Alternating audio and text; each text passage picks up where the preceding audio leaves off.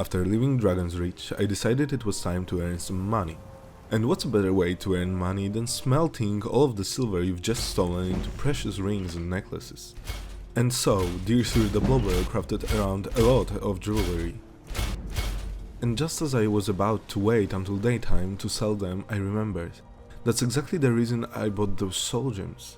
And so I left to hunt monsters, but only the petty and lesser ones because I couldn't afford bigger gems.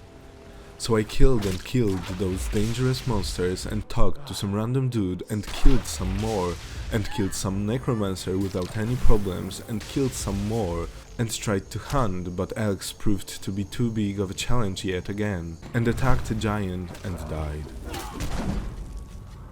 Finally defeated, I returned to Dragon's Reach to enchant.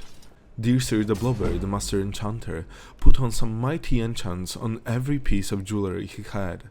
He's woken Farengar up to sell him some of the stuff, and went to Belethor to sell him some more of the stuff.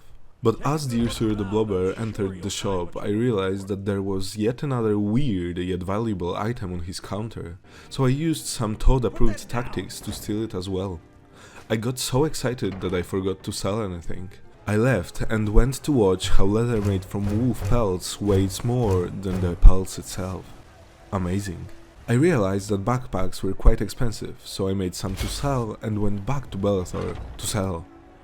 I sold him some stuff, then I hit him, then sold him some more stuff with his rage-induced money. Amazing. I left and decided this was the time to prove that Dear Sir The Blobbers really is a man of steel. And so he started from Arcadia's cauldron, stealing most of her displayed assortment. Then he went outside and saw all of those walking money bags. He earned many a thing that day. After that, I went to the War Maiden's forge as I knew there would be a blacksmith to pickpocket and some ores to steal. Right as Dear Sir The Blobbers finished pickpocketing, some random dude approached and asked about a Redguard woman, completely ignoring a weird scene that was before his eyes. Amazing. After that ordinary encounter I thought, why use iron arrows when there's that many free steel arrows walking around? And so I stole from most guards in town, and Nazim just for good measure. At that point I remembered something. There is a transmute ore spell located in some bandit camp around Whiterun. And so I stole a horse and went on a journey to Silent Moon's camp, as it was already on my map. Once I arrived, I quickly dealt with some bandits outside, and was quickly dealt with by some bandits inside.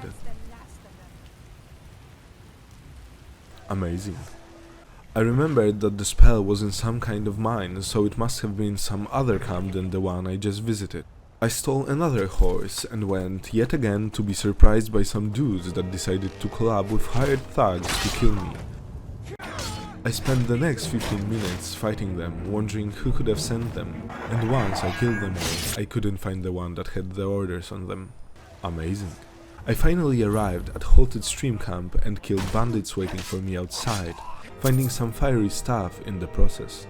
I went inside, killed a bandit, mined iron, stole some potions, mined iron, found some mammoth tusk for Isolda, mined iron, killed some more bandits, mined iron, stole some money, and mined iron. After that, I mined a little bit more iron and was ready to fight the big bad boss. I thought that after previous fights I was ready for the challenge to come. I attacked. Dear Sir The Blobbers died many times that day.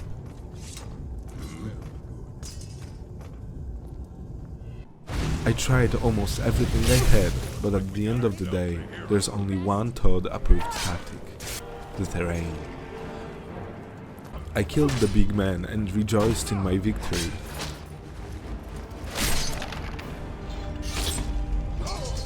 I looted the place, but unfortunately there was one more jumpscare waiting for me there. The Meridia's beacon. A new hand touches the beacon. But after enduring all of those torture, I finally found it. Return my Transmute Ore. beacons amount The spell that would make me rich. No longer would I need to steal to sustain myself. Amazing. And so I mined everything there was, returned to Whiterun, and spent the next 10 minutes transmuting. Amazing. When I finished, I used some of my gold to make jewelry, went to enchant this jewelry and sold it for a solid profit. And all that for only 15 minutes of work. Amazing. To celebrate, I decided to kill Farengar and then return to the timeline where this never happened. I went to Heimskir to hear that I have come. You have come. And decided to pickpocket everyone nearby, including the man himself. I followed some random lady through half of the town just to steal her 580 gold worth necklace. She threatened Dear Sir The Blobbers, unaware of his timeline skipping abilities. After successfully stealing her necklace, I stole her gold and lockpicks while being pushed around by her. Amazing. I went to nearby Hall of the Dead to try and find some amulet of some dude. I spent 10 minutes looking, not able to find it, because me blind small brain time now. Once I finally did, I couldn't find the questman. It turns out he was grave robbing at the time. So I gave him the necklace, got my amazing quest reward and stole amulet back. I gave the mammoth task to Isolda for that sweet speech level. Let me show you a thing or two about I decided to once again try to kill bandits at Silent Moon Camp because at some point before I got a bounty on them. On my way there I saw 2 mudcrabs and an elk, and thought that I could feel some of my soul gems. I killed the mudcrabs, but an elk, as usual, proved to be too strong for me. Then, as before, I easily killed every bandit outside, and this time realized that there is a door on the right. So before dying to, killing remaining bandits, I decided to check it out. It turns out that if I looked at my quest marker before, I would have realized that my target was here and not where I thought he was. So instead of fighting some overpowered bandit captain outside, I fought an ordinary bandit outlaw. I looted the place, finding some strange excavation site. I used it, but still don't know what it did. I went outside and decided to try and kill an OP bandit captain from before anyway. The quest proved easier than I thought, as all other bandits in the camp lay dead. It turns out the place was some magical forge of moon or something, but I did not care, for I care only about loot and money. And so I returned to Whiterun. I went to Dragon's Reach to make use of my newly found soul gems and items, but got carried away by Jarl Bargrove's juicy ass pointed my way, and decided to pickpocket it instead of his gold 5 times. Amazing.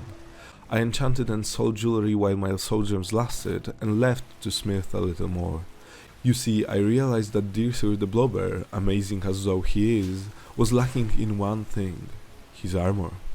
And so I unlocked Elven Smithing perk and crafted myself an almost full set of Elven armor, paying for it with my transfused iron ore, now turned to gold. I also realized that this weird cage next to the forge was actually full of ore to steal, and so I stole it and used it to make some more transmuted gold. With a new, shiny, almost set of armor, Dear Sir The Blobbers was ready for another great adventure. Thanks for watching this episode of Adventures of Dear Sir The Blobbers. I hope you liked it, you sublime non-existent people. See you next time. Bye.